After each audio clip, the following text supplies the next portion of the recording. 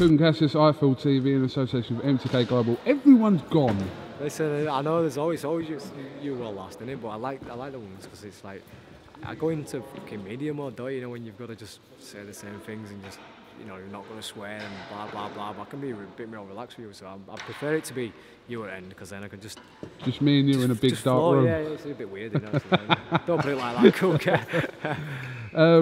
Josh Warrington, how are you? Yes, I'm very well, mate. How are you? Yeah. Nice jacket. Nice. A complete attire from you. Yeah, we always dress. I try, mate. I try. You know, thank you to Martin from Accent as always, and Will for dressing me up. It's press conference, isn't it? A lot of boys come for tracksuits and relaxed and stuff, but I like to look nice for the press, and it goes on all around Yorkshire on different television stations and whatnot. So make it look smart. Absolutely. Yeah. Now, in the middle of that press conference, we heard Isaac Lowe opening his mouth, and I see you chuckling to yourself. Yeah. But listen, he still sees he's got unfinished business with Ceylan. But this week, this is your shot, final eliminator, obviously confirmed by the IBF. Yep. You win this, it's you and Selby. Yeah, well, this is it. You know, there's still a lot of bollocks what goes on social media, isn't there? There's a lot of fucking shit what winds me up, and people are like, oh yes, you don't want this Selby fight. They've been sleeping under a rock for the last 2 years. Obviously, Frank's put a massive offer. Their team's turned it down. They wanted bigger things, yet there's still no fight. They're nowhere near any other big fights. They're not fighting anybody. They're not fighting Santa Cruz. He's going to fight Mares. They're not going to fight Oscar Valdez, because Oscar Valdez has got a cushy at top rank and them boys. Joseph Diaz probably next one to fight Gary Russell Jr. I don't think Selby's even in the top 10 in WBC. So where does he go? Who's he fight? You know, he put something out on Twitter over there like I'm gonna move up a division if I don't get the big fights. We've been fucking offered a big fight. Why don't you take that one? Do you know what I mean? Him and his fans say I'm easy work and this and that. I don't know about you, Cougie, but I'd like a big lump of money in my account rather than sat at home just doing no, just staring at my belt. You know what I mean? It's when you win a world title, you want to start cashing in, and the guy's just doing no. So after this one, I can't be denied. Beforehand, it used to be eliminator, or you might fight for him, or we'll move you up the rankings, but. That's not to say it was a good experience, but it's there now. Win this one, I'm fighting for the world title. Can't be denied. Can't be denied. It's not specifically about Lee Selby, it's about the world title for you. Yeah, this is it. That is what it is. I have to come out at Martinez one, right? Don't get me wrong, I'm not saying I didn't get up for the Martinez fight. I did, because obviously it's a live opponent. I had 11 month out, buzzing to be back. But, say something, pal. You get to a stage where you want that little kick up the backside to go to the next level. I remember when we were fighting for European and they said you could be fighting for European next. Even rewinding that, when you were going on an English title level and they said you could be fighting for Commonwealth, you just bring yourself, mindset goes up another level, you go up another level in training. And I said to Steve and the team, I said, I need to fight for the world title soon. I said, I'm not going stale or anything like that, but I just need, the fans need it. We've been last 2 years defending that WBC International.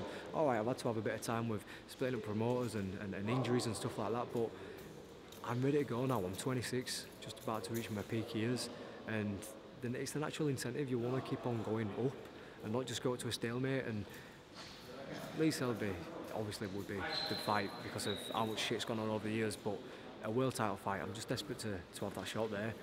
So, you know, earlier in the year, we sat down with Frank, we sat down with Steve and we spoke to Frank, and there was potentially a world title fight with WBC with Joseph Diaz.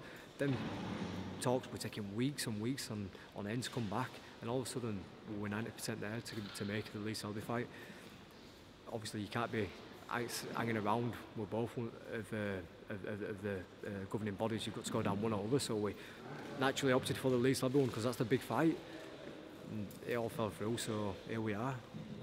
But what you're doing from your side is you're obviously forcing yourself into that spot now. And if you beat Dennis Ceylan Saturday, that's what you've done. You know, like you said, you've been said that this is an eliminator, or you know, you might have to wait this or fight this fight. But now it's a direct path. Now you win, and you know that that's there for you. That's it. Like I've said up there, it's more than an incentive. There's light in the tunnel. We can see where we've got direction in career. You know, and a lot of people don't realise that when the IBF heard about Lee Selby turned around, they turned around and said, well, we'll put him in the final eliminator, and they picked Dennis Ceylan out of the top 10, and that's where we are now. But yeah, it's more than anything. It's fucking, I can't stress that enough, KUGAN, you know what I mean? It's no ifs or buts of fighting for world title after. I will fight for the world title after, and not only that, there's with Cal signing with Frank now, there's other incentives to go on, win a world title and have big, mega stadium fights with someone like him. Obviously, that's what coming on to that. Carl Frampton obviously signing with Frank and BT Sport and BoxNation, and this fight again is another fight that makes sense possibly for next year, depending on what kind of happens regarding Selby and that. Yeah, like boxing, it never goes down a straight road, does it? There's always left turns, right turns, bumps, and bruises in road, and that's what happens. But yeah, I'm a big fight with him. I like Carl. When we were fighting in Super Bantam, I was a fan. You know what I mean? I'm not going to say I'm a fan now, well, because I don't want to be kissing ass. But no, he's a good fighter. He's an honest bloke. He talks well. He's never said a bad word about himself, and I don't rate him highly. But I think I could beat him if I were to fight him. You know what I mean? Obviously, somewhat like a world title fight. If I were to, get the fight with Selby, beat him, and he picked up a world title, a unification fight, Windsor Park or Ellen Road, it'd be sold out. You know what I mean? He's got a lot of Irish Leeds fans.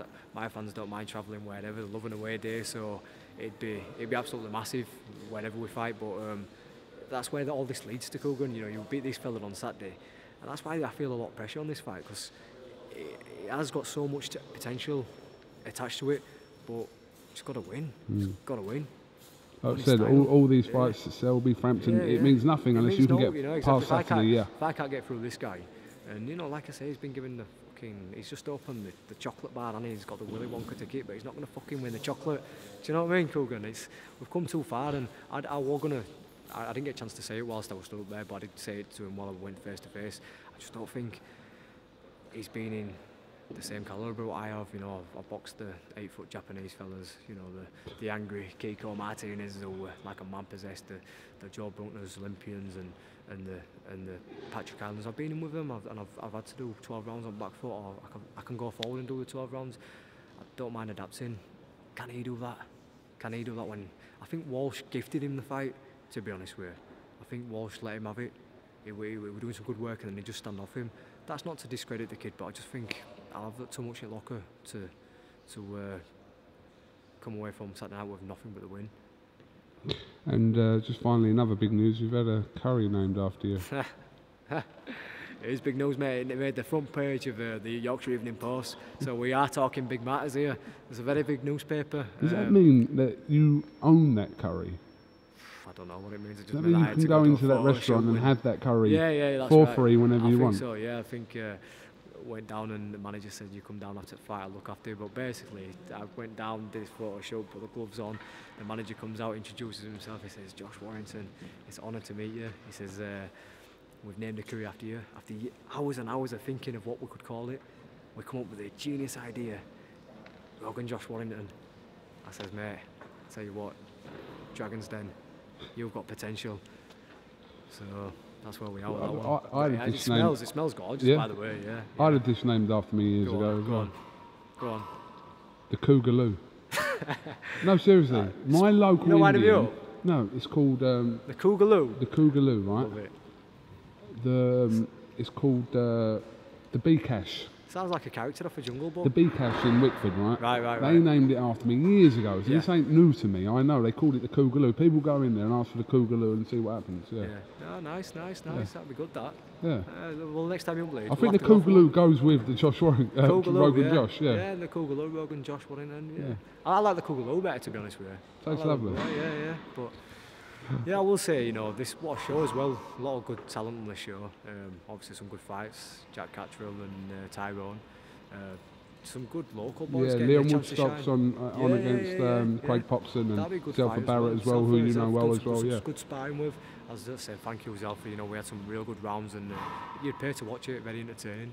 And like I said, Jack Bateson and Dan and Tetley and Damo Jones, local boys, getting their chance to shine. Jack Daniel. So it's going to be a good night and another noisy one. We look forward to it. All right, well, listen, Josh, I was going to call you Jogan. Josh Warrington, thank you very much for all to iFull TV, and like I said, best luck at the weigh-in tomorrow, and then Saturday night, Leeds will be alive. We'll do it again. Cheers, KUGAN. Top man. Thank you, mate.